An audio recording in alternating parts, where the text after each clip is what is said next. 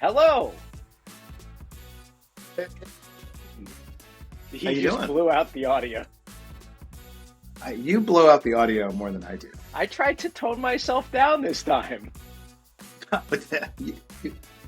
The hello every time. I don't know what I it is. tried to keep it down. I'm looking at my levels. They're like, but yours were Yeah.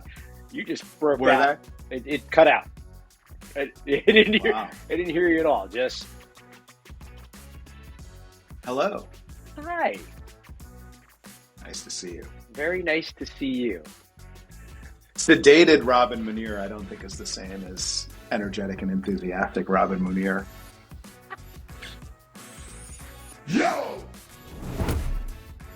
I don't think we're sedated. I'm just trying to keep the levels on the mic down. I actually have to So, figure out. This is technology, right? I have to figure out a way to fix the level so that it doesn't well, blast. I don't think we can just do all of that into script. I don't know. I feel like we need to feed it through something. Similar issue with my camera. My Fuji X-T4, through their software that Yeah, you download, is yeah, supposed to be able to stream and webcast yeah. via USB-C from Okay, camera to computer right. without needing a drive. Yeah, And I got an HDMI mini, which is the input to the camera, or output from the camera, yeah. and USB-C. That's how it's supposed to work. Okay. And I have deleted the software and reloaded so many times to try and get this to work, and it just doesn't work. Huh. And it's so frustrating.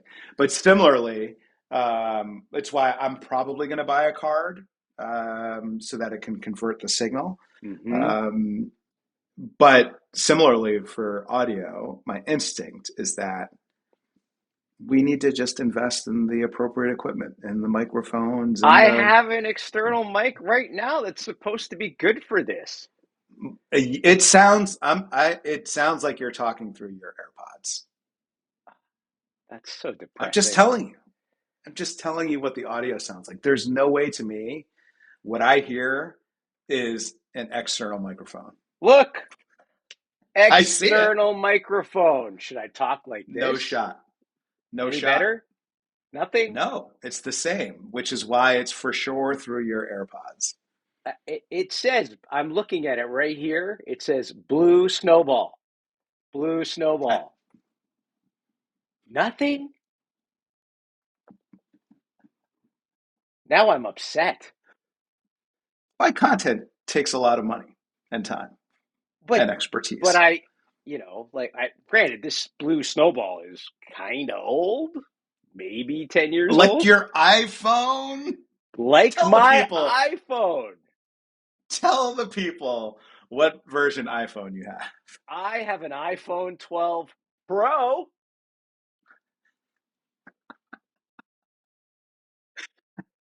I do. Nothing. I Wow. get nothing for this. I get Yeah, nothing for you this. can get a new phone. You can get an iPhone 17 Pro for that iPhone Okay, Tim 12 Pro. Cook. Okay, Tim Cook. I Look, could.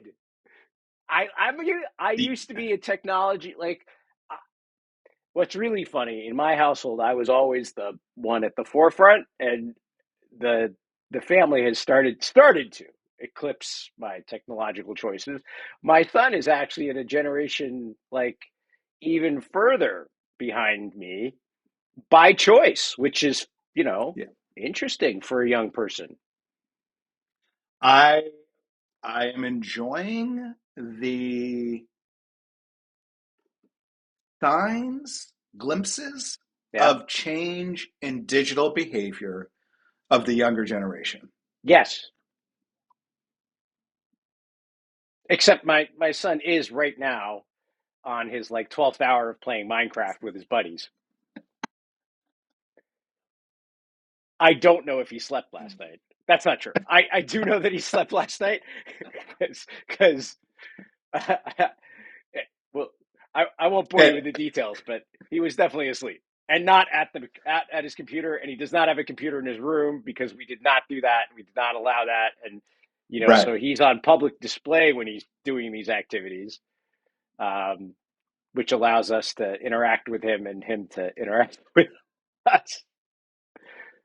But yes, there is a shift in the social media side of it. Yes. Yes. Yes. Yes.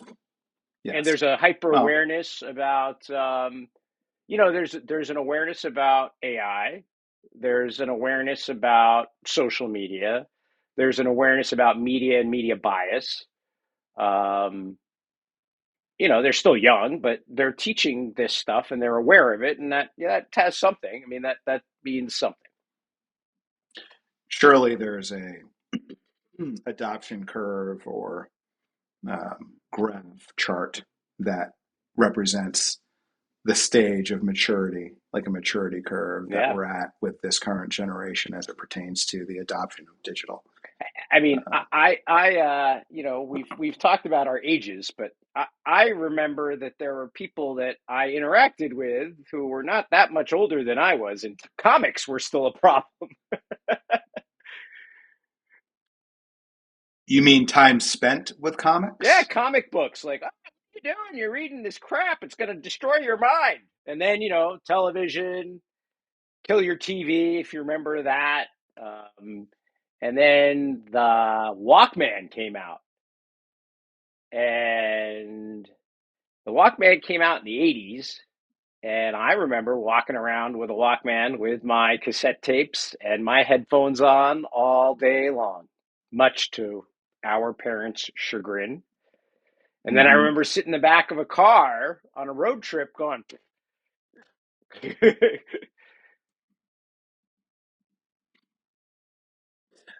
So the first, I think would have maybe the first Walkman I got, I was 12. okay, So 1988-ish. okay, And I think mom and I were driving you to Hanover. okay, We were on some trip okay. because I remember lying in bed with my Walkman on, listening to Young MC. Yes, I said Young MC. I did. Listening to Young MC and the idea that I had the music to myself, Control. that I had this experience to myself was so exhilarating, And it's maybe, wow, I never thought about that moment as a connection to my music story, my music listener journey. Because usually I talk about the first album I ever bought with my own money, Okay. which was Bruce Springsteen's Greatest Hits from 1975 to 1985. And the big choice I had to make was vinyl or cassette. Right. And cassette gave me a little bit more control than vinyl did because we had two record players in the house, one in the basement, one in the living room. And so I could listen to them there. Or if I had it on cassette, I could listen in the living room, basement, or in my room. Or maybe your room. I didn't get my first boom box until like my junior year of high school, I think. They Yeah. were expensive. They were $500 or $600. It was the same cost as a TV. I think it depends on what you got. I remember them being more like $200, but still, they were $200 then, which to your point, I mean, is like $500 now. I don't know what the actual conversion is, but I mean, it was a significant purchase. Yeah. Well, Yeah, I babysat a lot for those things. And the amongst other things. paper, and I There it worked at is. Epstein's Dry Goods. Did you work at Epstein's? Really? You don't I remember? don't. Shout out to Tuckahoe. Shout out to Tuckahoe. We used to get calls all the I time. Could I get a bagel and cream cheese? The reason it was dry goods was because it was clothing and shoes. So no, that is my first experience of body shaming oh, because as a young child, I had to shop in the Husky section. oh, Who remembers the Husky section? I do. Raise your hand. I was also a person that shopped in the Husky section. Oh boy. Wow. Those were the days, eh? Yeah, they were. I remember, you'd get so um, the proprietors would get a volume from Nike. It was like a manual or just a catalog that was the selling catalog of like all the products for the next season that they could buy. And I remember going in there with those guys and being like, "Oh, that one's hot," and you'd No way. you'd start to make choices about what they would carry because we were in the demo that they were catering to. And yeah, it was fascinating. And then, a couple of guys who were on the floor got busted, putting shoes out the back door because, the five-finger discount with somebody on the Mm, inside. And mm. I was way too clueless and too good for that stuff. But I caught wind of it and was like, oh my God, like people think about doing that? Like, let alone actually doing Right, it. right, right, right. That maybe that's a separate episode. Is Tales of Childhood Jobs. Tales of Childhood Jobs is a great episode. I've already Shout out given you three to of them. yeah. Shout out to Mike Henry, John DiNardo, Bobby Moynihan. We could certainly tell some stories. For sure. Um, oh, why don't we tell the people who we are? Rob, it's great to have a chance to introduce myself. I am Munir Haddad. I am the co-founder and CEO of Kiosk, an advertising agency, independently held, award-winning. I worked in the video game industry and in fashion and in media, and I am a proponent of stakeholder capitalism. I love that. I love that. And I'm Rob Haddad, former director and producer at Major League Baseball. Shout out Major League Emmy Baseball award-winning. Productions, Emmy award winning, and currently work in marketing technology sales, SaaS Fantastic. sales. I still haven't found a slick marketing way to shout out the SaaS sale career, but we're working on it. I think you just did. SaaS sales. Yeah. SaaS, just for those who don't know, means software as a service. It is an acronym. There you have it. I once talked, Not to be my friend confused with Erica. SaaS-y, which you also are. Well, shout out, thank you for this segue. Shout out to Erica. Erica and I we're going to start our own podcast called SaaS-y, which was with the fingernail painting emoji, and we were gonna talk about sports and software.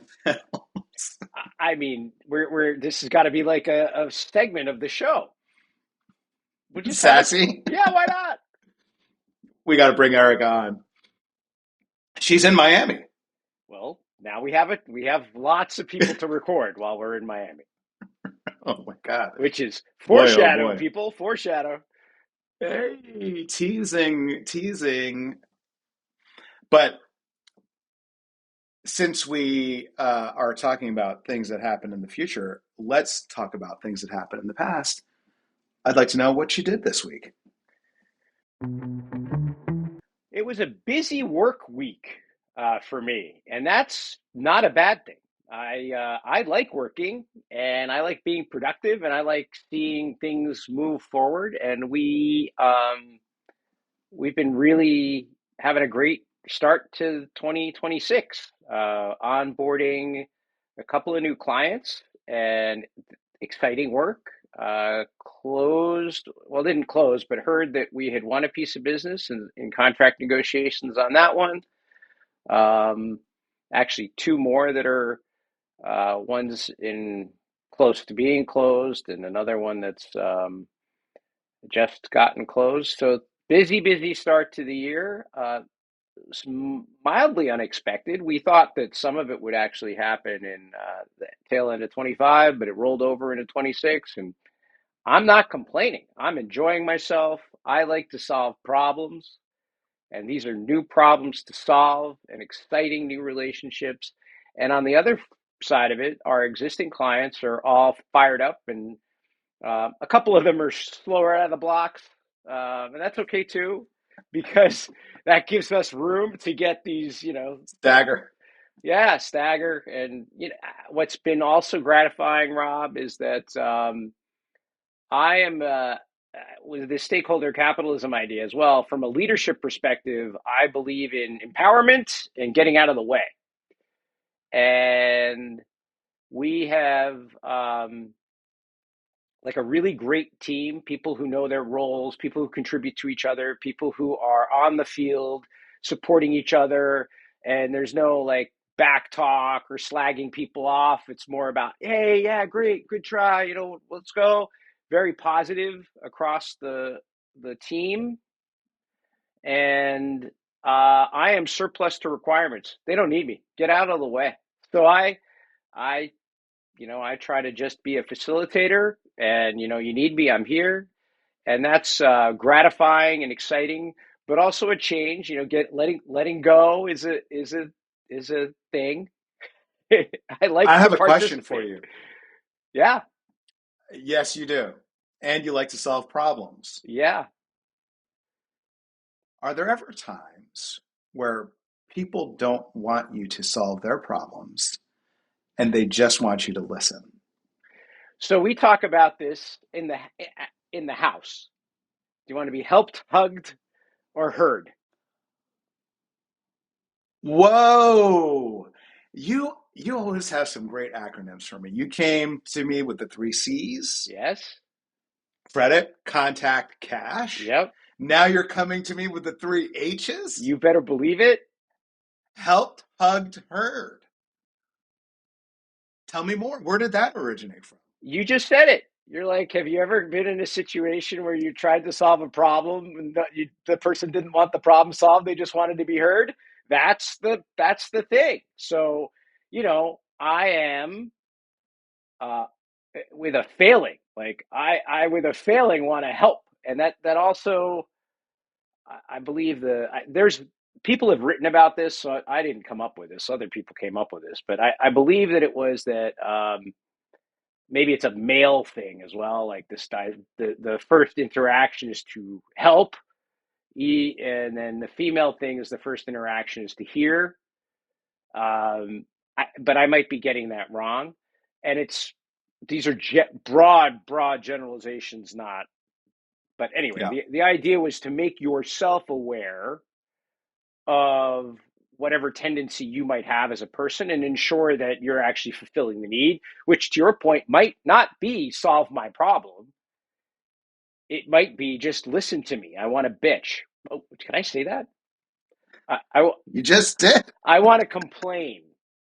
Well, because that's also like that's a gendered word. That's also Yeah. it means nothing to me because that's just a word to me, but it's a Yeah. gendered word. So I might want to just complain. Yeah. Agreed. I'm learning. Yeah. I'm constantly learning. I'm trying to be better. But like that, my initial reaction to anything that you tell me is to try to help. And I know that that's not the right answer all the time. And so I try to be conscientious. And in the household, we talk about it to try to make ourselves conscientious. You want to be helped, hugged, or heard. And sometimes that's it. You don't want to be heard either. You just want a big hug. And that's okay too. Does that appear at work? And is Well, it of is course it it does. harder to identify virtually? It certainly appears at work, and it is harder for me to identify virtually. I won't lie. Um, and the hugged part has to happen differently, right? It could be praise or it could be something else, but physical touching is frowned upon in the workplace. So, the way that manifests itself is different, and we are attuned, or we try to be attuned to each other. Again, it's a really good team, and so the team is attuned in that way of being supportive with each other in a way that would suggest that intuitively people are doing these things with each other, and ideally I don't ever ask anybody specifically, but ideally I am also providing the type of guidance and enough praise to be supportive, enough empowerment to allow people to know that there's trust, That's the hug, if you will. Enough of the listening so that people can just say, I got a problem, and talk it out. And then during that conversation, they unlock for themselves, or they're just releasing so that they're not holding it all in. And then when they really do need like actual support, the capacity to then provide structured framework, or even roll up your sleeves and get stuff done together, and let's go. So how about you? Do you see That's it? great. Yeah, thanks. So a few things. One, I was thinking a lot about our conversation last week where I talked about start in the kitchen when you're stuck. And you shared the story about making the bed. Shout out Adam Schlackman, who served in the military and supported that methodology of starting the day that way. But if your bed's already made, let's just stick with that analogy. The reset, start in the kitchen as a mental framework of start with what needs to be tidied, I think is really helpful when you're in it and you need to reset. Just wanted to clarify a little bit of a differentiation between starting your day being productive versus creating habits when things are out of control or feel out of control. How can you reset? What does it look like after you pause? What does action look like after you pause? 2, I took down Christmas. That's a thing, right? The tree is still up, but I packed up the ornaments. I took the lights off, and we will put the tree by the side of the road, which is the request from the town. I'll do that probably today. And then 3, I played poker with some dads last night. Didn't go very well, usually doesn't. Despite listening to Annie Duke's conversation with Adam Grant on quitting. I haven't read her book. Maybe that's the next step, or maybe even reading some of her books on poker. I have a tendency to want to play. The socializing is great, and I am there to socialize, and I end up being a bit of the class clown, if you will. Everybody's got those at the poker table, I'm sure, working on their material.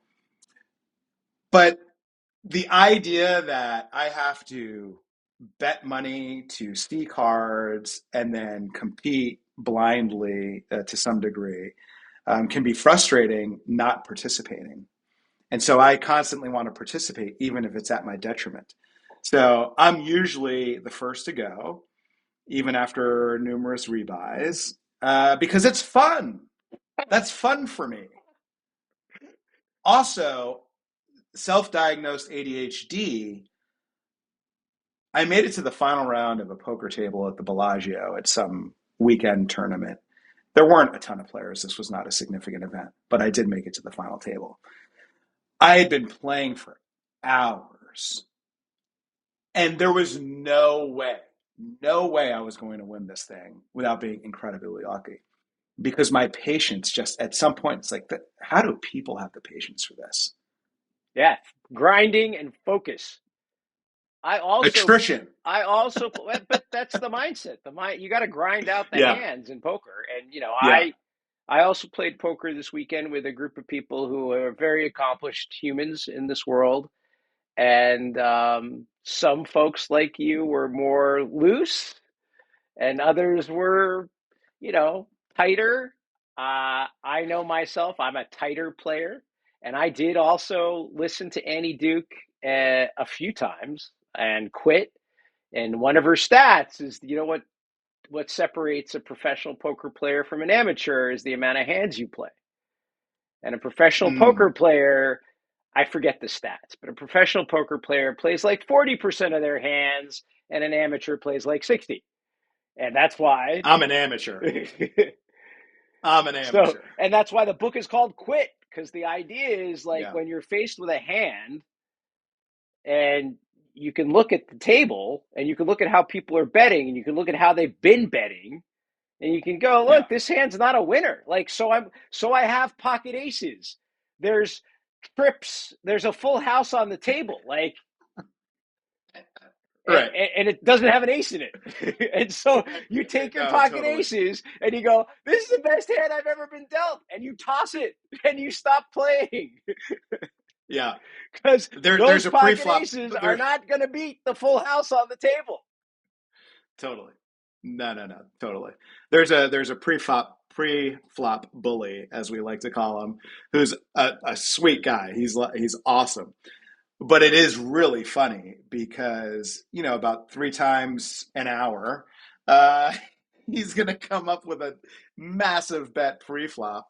And it's like, okay, you can have the small and the big blind if you want him that badly. Right. Yeah. There was a gentleman at the table who was quietly amassing quite a stack using not pre-flop bullying, but he would look at the table and the pot and then start to aggressively bet towards the end.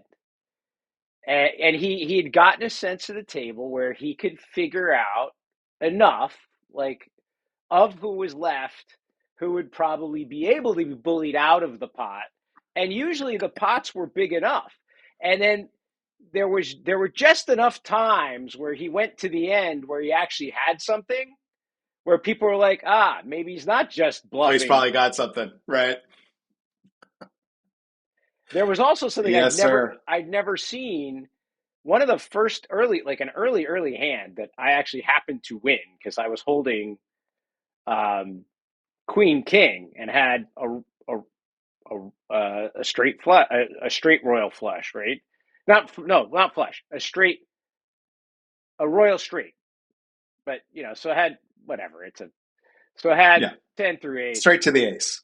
But there were other straights on the board, and like 4 people had straights. Just nobody had the high straight, and they like people. Right. They were like grabbing at the chips, and I'm like, "You're not looking," and they're like, "No, it's mine," and I'm like, "No," because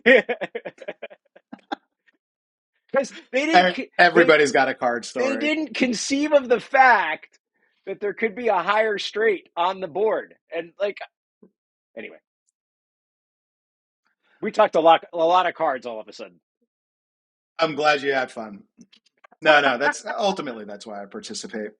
It's for the fun. Not quite like euchre. I still prefer euchre. I love euchre. Tied to my early days of learning the game in the halls of South Quad at the University of Michigan, 7th floor Thronson. Shout out 7th floor Thronson.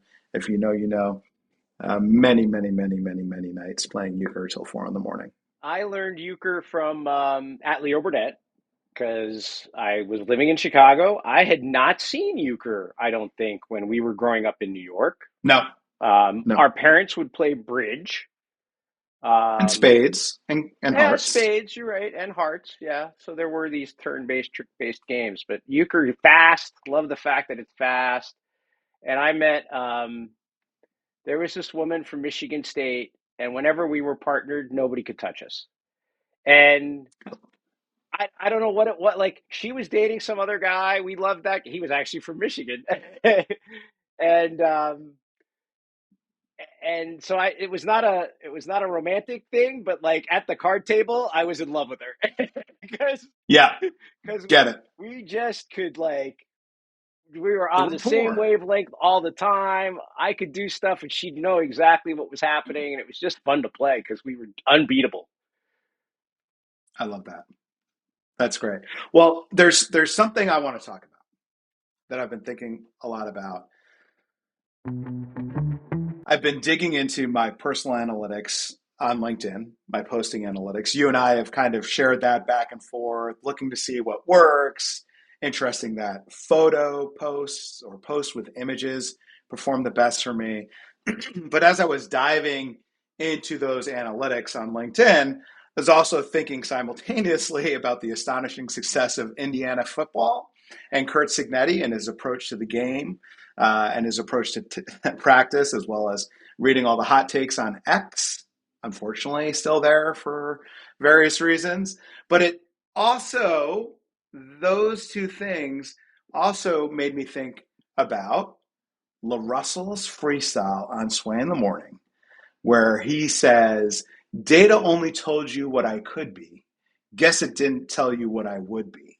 And anytime I think about my analytics, I always think about that verse, that rhyme, that freestyle, because he's saying it in reference to record labels not showing him love and making him shitty offers. And the idea, especially in such an analytical world, that he came up with those bars. Data only told you what I could be. Guess it didn't tell you what I would be, is a source of inspiration for me. It's a great one, and one that I think we can all learn a little bit about. And that talks about potential. Which ties into a Taylor Swift lyric, by the way. I hit the Sunday matinee. You know, the greatest films of all time were never made, which is from The One, which is from Folklore. What I didn't know about Folklore, because I didn't really get introduced to Taylor Swift's albums until Midnights, was that she wrote Folklore in COVID. She was supposed to go on tour for Lover. And in April of 2020, she knew that tour wasn't going to happen because it was supposed to be summer of 2020. She just started writing a new album. And she was doing it virtually with her producers. And the output was Folklore, which is legendary. The lowest streamed song on Folklore is like 230 million streams. Wow. Like our and YouTube, the highest like our YouTube channel. Like our YouTube channel. And the highest two stream songs are well over 1 billion. Cardigan is 1.8 billion and August has 1.7 billion. Wow. And it was an album she didn't even plan. So when I think about us, when I think about our show, when I think about our analytics on LinkedIn, to me, they're only reference points. They're not symbols of our work. And it gives me hope and optimism and sustained enthusiasm, because ultimately what I love so much about what we do is we've talked about at the point of connection. For sure. But there's also that sense of possibility and trading of ideas and the capacity to share those ideas with others. And we do get feedback, and we get a lot of positive feedback from people who are engaged and truly engaged. And that means that what we're talking about does have value beyond our own conversation. But to your point, the reason it does is exactly what you're saying. It's because we're connecting and having meaningful discussions about things that matter in life. And that matters to other people because we're not trying to please everybody else. We're trying to do something. Is this word still okay? Authentic. Right. Oh, I feel slimy. Nobody says that word anymore. Yeah. Yeah. In fact, I think I saw a headline in LinkedIn saying that, authentic is dead or whatever. But anyway. Well, so back to like data points. If you're not following Owen Kutz on Instagram already, you should be. Okay. And it's highly likely that you're not. And I'm not just talking to you, Munir Haddad. But Owen Kutz does something brilliant. He's a music producer from London. He does Old Music Fridays. New music's cool, but have you ever heard old music? And shout out Keith Overton, DJ KO. He and I connect a lot about Owen Kutz on Fridays on Instagram. And when I first started following Owen, he had 281,000 followers on December 12th. and I took a screenshot. Because anytime I follow someone who I think is incredible, that when I look at their Instagram follower account, I think it's criminally low. I'm like, I'm going to take a screenshot and see and follow its trajectory. So without using software, I know on December 12th, he had 281,000 followers. And as of today we're recording this on January 11th, he has 322,000 followers. So he's increased about 15% over the last 30 days. But surely it was exponentially more over the last 12 months. Yeah. But the reason I'm bringing him up is because it's not just Old Music Fridays. It's not just his wicked Instagram account. He has a Patreon weekly radio show on music appreciation. Mm-hmm. He also is a contributor to Clash Magazine, which he writes about the songs that he features on Old Music Fridays. And then he does something on Sundays, like Soulful Sundays, and he makes album recommendations for you to listen to. And he says, anything that you hear on this channel, you need to take as your own. You didn't hear it from me. This is from you. And just he's a vibe. He really is a vibe. Yeah. But you start to think, it's like, oh, okay. Here's this event that he does on Fridays that creates anticipation from his audience, which there is. Over New Year's, he didn't put out an Old Music Friday, and he had to post a story saying there won't be an Old Music Friday today. I'm on holiday. And then he does a thing on Sunday. Then he's got a Patreon. Now he's a contributor. You start thinking about the mechanisms of starting your own media company. Yes. And as it pertains to us, it's encouraging. 100%. And it is about deriving and providing something of value and being consistent. And then knowing that that thing of value does have value to the world, and that creativity and consistency matters. It's a good idea too. Well said.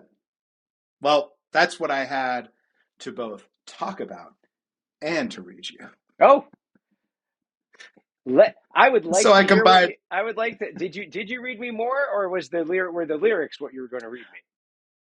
No, I guess the lyrics, but I can read you something else, because as part of the creation of folklore, getting back to Taylor Swift, her and her producers, and very, very famously, Aaron Dessner of The National is one of the co-producers on folklore, along with Jack Antonoff, who is of Bleachers and Fun from Jersey. Shout out Jersey. Shout out Jack Antonoff.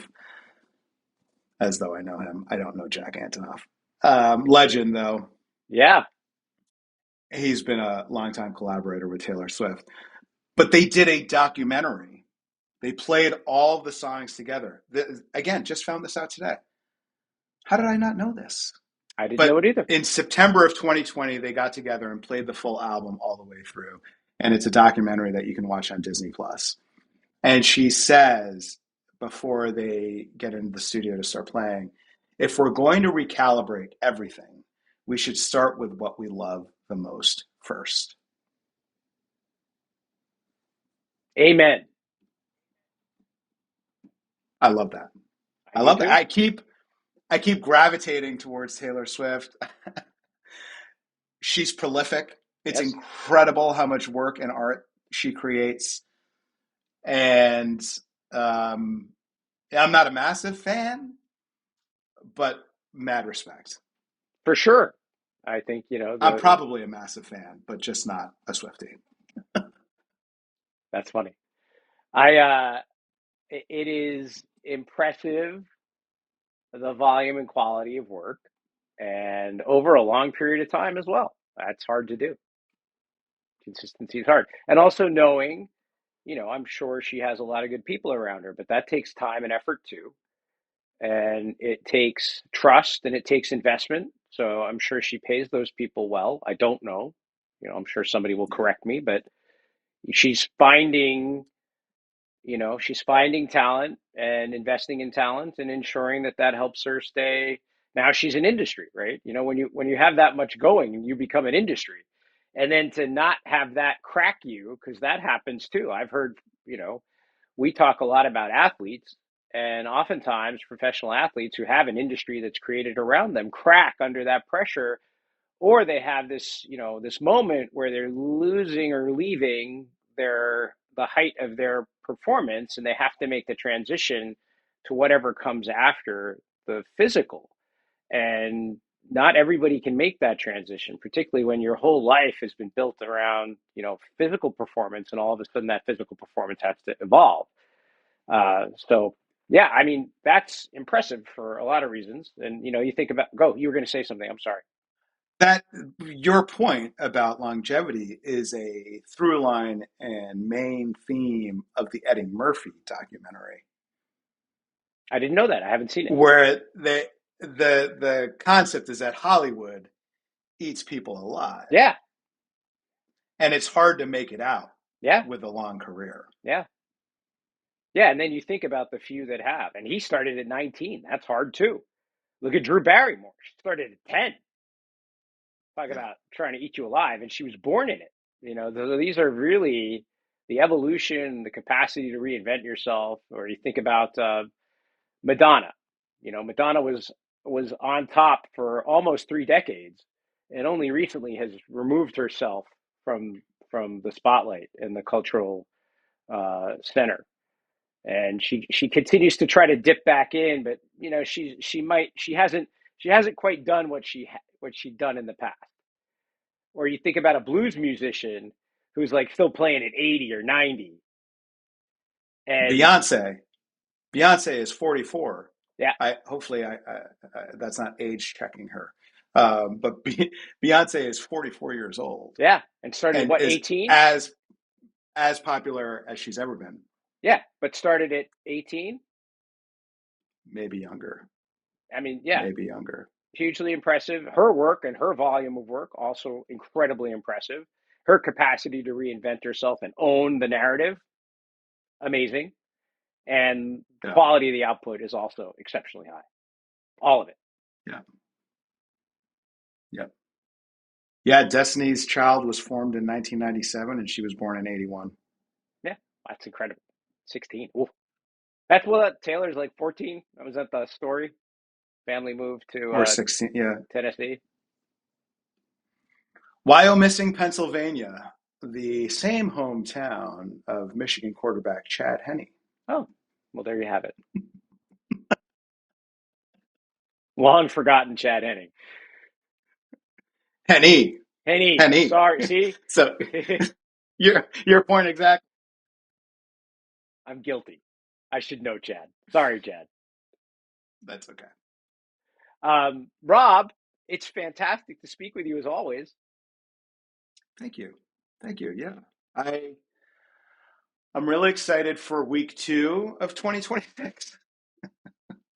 Week 1, I will say, felt a little jarring. Although by Friday, while I was excited for it to be Friday, I also finally felt like that wheel was running a little smoother than it was on Monday. So I wish you a great week 2 of 2026. Work week, that is. Yeah. And sending you big hugs and love. Big hugs to you as well. And excited for this upcoming week and what comes next. Bye.